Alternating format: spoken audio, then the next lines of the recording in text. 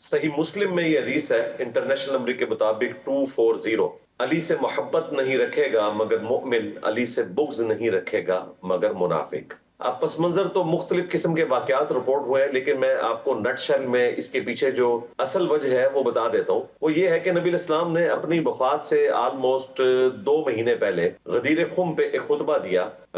مدینے شریف آتے ہوئے مکہ سے آخری حج جب آپ کر کے آ رہے تھے، خم نامی گاؤں میں پڑاؤ کیا گیا، وہاں پہ اونٹ کے پالان کا ممبر لگا، وہاں پہ نبی الاسلام نے کنکلوڈنگ گفتگو کی، اے لوگو آگاہ ہو جاؤ، میں بھی ایک انسان ہوں، قریب ہے کہ اللہ کا قاصد یعنی موت کا فرشتہ میرے پاس آئے اور میں اس کی دعوت قبول کر لوں۔ میں اپنے بعد تم میں 2 بھاری چیزیں چھوڑ کے جا رہا ہوں، ان میں سے پہلی چیز اللہ کی کتاب ہے، اس میں ہدایت ہے، اس میں نور ہے۔ اللہ کی کتاب اللہ کی رسی ہے، جو اسے پکڑے گا وہ ہدایت پہ ہوگا، جو چھوڑ دے گا وہ گمراہ ہو جائے گا۔ اور دوسری بھاری چیز میرے اہل البیت ہے، اور میں اپنے اہل البیت کے معاملے میں تمہیں اللہ کا خوف دلاتا ہوں، میں اپنے اہل البیت کے معاملے میں تمہیں اللہ کا خوف دلاتا ہوں، میں اپنے اہل البیت کے معاملے میں تمہیں اللہ کا خوف دلاتا ہوں۔ 3 دفعہ نبی الاسلام نے فرمایا۔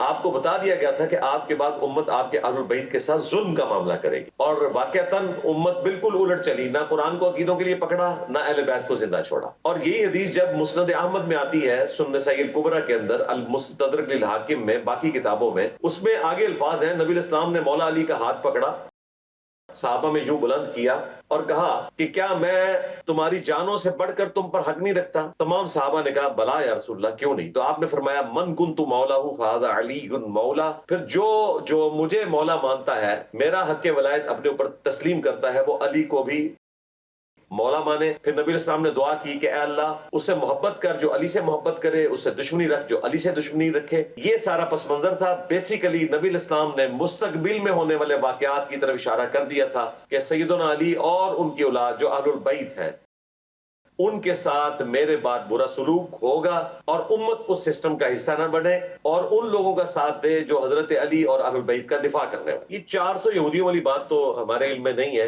کہ کوئی اتھینٹک ہو۔ جب مرہب قتل ہو گیا تھا تو اس وقت ہی ان کی جو طاقت ہے وہ تو ملیا میٹ ہو گئی تھی۔ تو میرے نزدیک تو اس طرح کی کوئی تاریخی روایت ثابت نہیں ہے کہ سیدنا علی نے 400 یہودیوں کو قتل کر دیا۔ باقی سیدنا علی کی وجہ سے ہم نے، آپ سمجھ لیں، سارے لیگ میچ جو ہیں وہ آپ کو سیدنا علی نے جتا کے تو الٹیمیٹلی فائنل، سیمی فائنل یا فائنل تک پہنچایا ہے۔ یہ تو بعد کے کھلاڑی ہیں، خالد بن ولید رضی اللہ تعالیٰ عنہ اور باقی لوگ۔ اصل میں تو جو ساری شروع سے بلٹ اپ ہوئی ہے مسلمانوں کی، بدر میں 24 سردار مشرکین عرب کے مولا علی نے قتل کیے، احد میں نبی الاسلام کی شہادت کی خبر مشہور ہوئی، اور کئی اصحاب بھی اس وقت کمزوری کی وجہ سے بھاگ گئے، اور سیدنا علی اور سیدہ فاطمہ نے نبی الاسلام کی مرہم پٹی کی۔ بخاری مسلم میں آتا ہے خندق کے موقع کے اوپر ابن عبد الود جو 100 لوگوں سے اکیلا لڑ لیتا تھا، وہ خندق پھلان کے واحد بندہ تھا جو مشرکین عرب کی طرف سے آیا، اور وہ سب کو پکارتا رہا، کوئی اس کے مقابلے کے لیے تیار نہیں ہوا۔ سیدنا علی آگے بڑھے اور اس کو قتل کر دیا۔ اس کے بعد خیبر تو ہے ہی مولا علی کے نام، کیونکہ باقی اصحاب جو ایکسپیڈیشنز لے کے گئے تھے وہ ناکام ہوئی، مولا علی نے مرہب کو قتل کر کے تو مسلمانوں کو فتح دلائی۔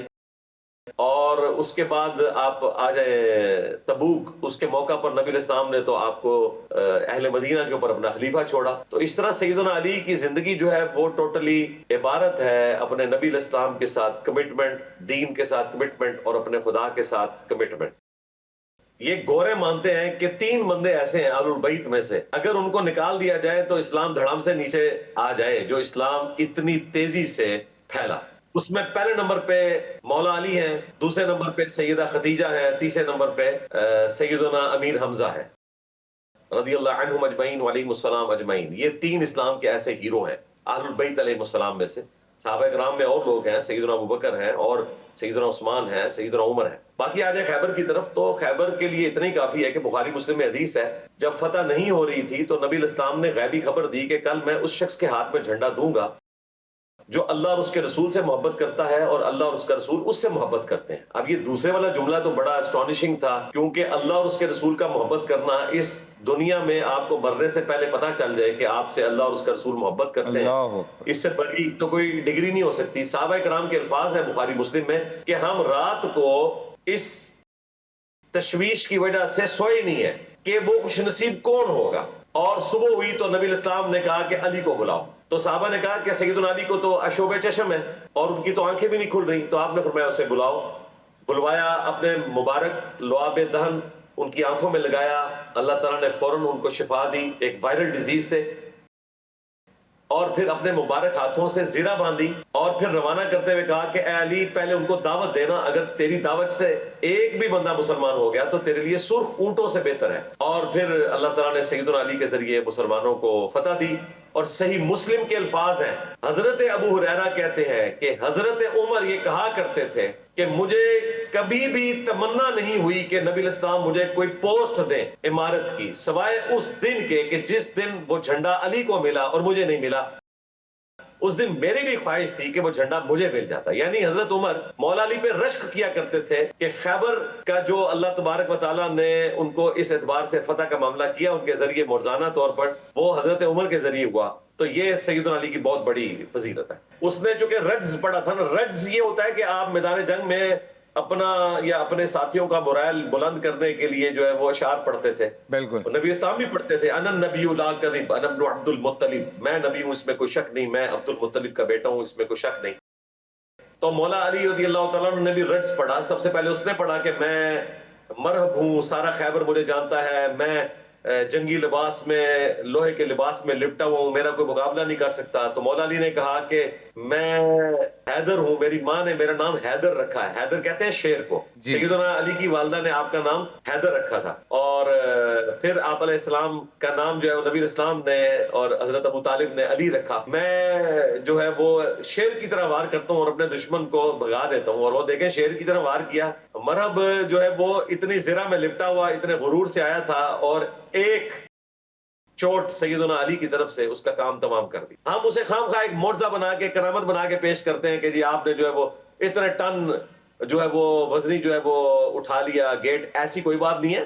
باقی آپ کی تلوار کا وزن زیادہ تھا، یعنی ایک عام نارمل تلوار سے زیادہ تھا، وہ اتنی وزنی تلوار نہیں تھی کہ کوئی انسان اٹھا ہی نہ سکے، لیکن وہ سیدنا علی کے ظاہر ہے ایک سٹرونگ آرم تھے۔ جس طرح آپ 1996 میں دیکھتے ہیں کہ جیسوریا کو بالر کے طور پہ ڈالا گیا تھا ورلڈ کپ میں، اور جب اس نے چھکے مارنے شروع کیے، ایمبروز کو بھی ایک اوور میں 4 چھکے مار دیے، لوگوں نے کہنا شروع کر دیا جی اس کے بیٹ کے اندر جو ہے نا جی وہ سٹیل کی پلیٹیں ہیں۔ کوئی سٹیل کی پلیٹیں نہیں تھی، اس کا فن تھا۔ اور مولا علی کے تو کیا ہی کہنے، انہوں نے اس کمپیٹنسی کو حاصل کیا تھا محنت کے ذریعے، اور نبی الاسلام کے ساتھ اپنی کمٹمنٹ شو کی۔ پھر اللہ تبارک و تعالیٰ کی غیبی مدد بھی آتی ہے، لیکن ہم ٹوٹلی اس کو مرزانہ جو بنا کے پیش کرتے ہیں، میرا خیال ہے ہم کسی شخص کی کمپیٹنسی اور اس کی محنت کی قدر نہیں کرتے جب ہم ہر چیز کو مرزانہ بنا کے پیش کرنا شروع کر دیتے۔ ہاں لیکن حضرت ایسی اب یہ دیکھیں نا، وقت کے ساتھ ساتھ اتنی ساری چیزیں جو ہیں وہ سامنے آتی جا رہی ہیں۔ بچپنے سے ہم سب اسی طرح کی باتیں سنتے آئے ہیں۔ پھر وہ ایک واقعہ حضور پاک آپ نے یہ بھی سنا ہے کہ جی گھوڑا آسمان سے نازل ہوا۔ کہاں سے؟ ٹھیک ہے جی، آسمان سے نازل ہوا گھوڑا۔ ہاں میں نے سنا ہے یہ سیدنا علی کا گھوڑا جو ہے وہ آسمان سے آیا، تلوار آسمان سے آئی، وہ نبی الاسلام نے گفٹ کی تھی تلوار، اور وہ ایسی تلوار پھر چلی۔ جنگ جمل صفین نہروان بھی جو ہے وہ مولا علی نے اسی تلوار سے لڑی، پھر مولا حسن کے پاس آئی، اور بخاری میں ہے کہ کربلا میں مولا حسین کے پاس بھی وہی تلوار تھی۔ تو وہ اس طرح کی باتیں مشہور کر دیتے ہیں۔ سیدنا علی اس اعتبار سے بڑے مظلوم ہیں کہ لوگوں نے ان کی طرف ایسی ایسی چیزیں منسوب کر دی ہوئی ہیں، یعنی وہ کہتے ہیں کہ میں اس وقت تک سجدے سے سر نہیں اٹھاتا جب تک کہ میں خدا کا دیدار نہ کر لوں۔ حالانکہ خدا کا دیدار جو ہے یہ آخرت میں ہے، دنیا میں کوئی شخص خدا کا دیدار نہیں کر سکتا۔ یہ تو قرآن میں ہے، ان الذین یخشون ربهم بالغیب لہم مغفرۃ واجر کبیر، جو بغیر دیکھے اپنے رب سے ڈرتے ہیں ان کے لیے مغفرت اور اجر عظیم ہے۔ آخرت میں ہر شخص کو اللہ کا دیدار ہونا ہے۔ وہ روایت کمزور ہے، اس کے اوپر جو ہے وہ محدثین کا کلام ہے، اور اکا دکا محدثین نے اس روایت کو صحیح کہا، لیکن اوورال وہ روایت کمزور ہے۔ سورج واپس پلٹائے جانے والی بات، سیدنا علی کی ہستی اس سے بہت بلند ہے کہ ہم کسی کمزور روایت کا سہارا لیں، پھر اس میں کئی ایک اور سکم نکل آتے ہیں۔ اس میں کہ نبی الاسلام نے نماز پڑھ لی ہوئی تھی عصر کی اور مولا علی نے نہیں پڑھی ہوئی تھی۔ اب میری عقل تو نہیں مانتی ہے کہ مولا علی جو سائے کی طرح حضور کے ساتھ ہوتے تھے، نبی الاسلام نے تو عصر کی نماز پڑھ لی تھی اور مولا علی نے نہیں پڑھی ہوئی تھی، تو قضا ہو گئی۔ تو اس میں ٹیکنیکل ایشوز بھی ہیں، اس میں درائتن بھی معاملات ہیں۔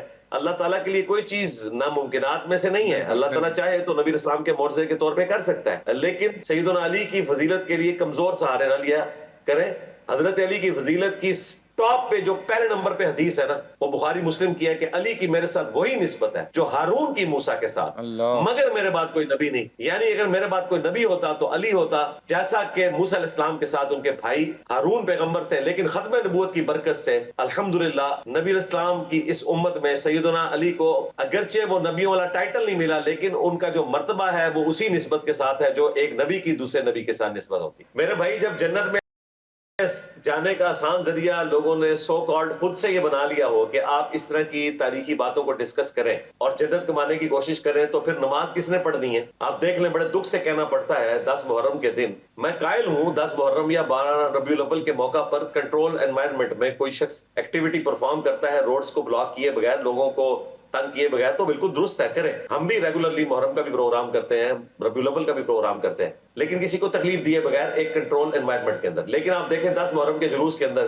آپ کو لوگ اہل بیت کی محبت میں نکلے ہوئے نظر آئیں گے، لیکن جیسے ہی نماز کا وقت آئے گا، نماز ظہرین پڑھی جائے گی تو میجورٹی لوگ الگ ہو جائیں گے یہ کہہ کے کہ ہمارے کپڑے پاک نہیں ہیں. اسی طریقے سے 12 ربیع الاول کے جلوس میں آپ کو ماشاءاللہ ہزاروں لوگ نظر آئیں گے، اور جب اینڈ پہ لنگر تقسیم ہوگا اور ساتھ ہی زور کی اذان ہو رہی ہوگی مسجد میں آپ کو 25-30 بندے بھی مشکل سے نظر آئیں گے، اور باہر آپ دیکھیں تو 10-12 ہزار کا مجمع ہوگا.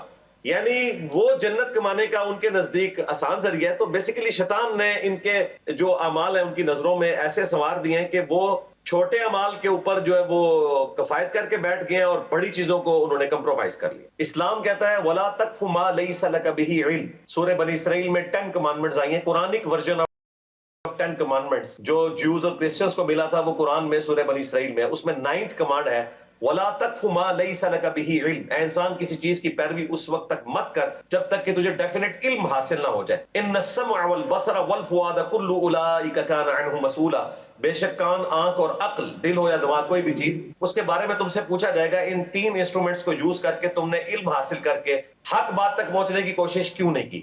اور علم 2 ہی ہیں، ریویلڈ نالج قرآن و سنت کا علم، اور ایکوائرڈ نالج یعنی کہ سائنس کا علم، the knowledge obtained through observations and experiments. یہ بھی ڈیفینیٹ ہے قرآن و سنت کی طرح جو اسٹیبلش سائنس ہے. مثلا یہ اسٹیبلش سائنس ہے کہ سورج مشرق سے نکلتا ہے ود رسپیکٹ ٹو زمین، ویسے تو نکلتا ہی نہیں ہے، اور اسی کو قرآن میں حضرت ابراہیم علیہ السلام نے خدا کے ایک ہونے کی دلیل بنایا، فزیکل فینومینا آف نیچر کو. تو توم پرستی تو اسلام میں بالکل ہے ہی نہیں ہے کہ کالی بلی راستہ کاٹ دے تو نحوست ہے، جوتی پہ جوتی چڑھی ہوئی ہو تو مہمان آنے کہیں سفر لکھا ہوا ہے، اور گھر کی منڈیر پر کوا بول رہا ہے تو مہمان آنے کی نوید ہے، اور زمین جو ہے وہ ایک گائے نے سینگ پہ اٹھائی ہوئی ہے، جب دوسرے سینگ پہ اٹھاتی ہے تو وہ زلزلہ آ جاتا ہے. اور اسی طریقے سے جو گھروں میں عذاب ہے، ہمارے یہ بوڑھے اسلام کے نام کے اوپر عورتوں کا استحصال کر رہے ہیں کہ جی رات کو جھاڑو نہیں دینی چاہیے، نحوست ہوتی ہے، رات کو ناخن نہیں کاٹ سکتے آپ، یہ نحوست ہوتی ہے.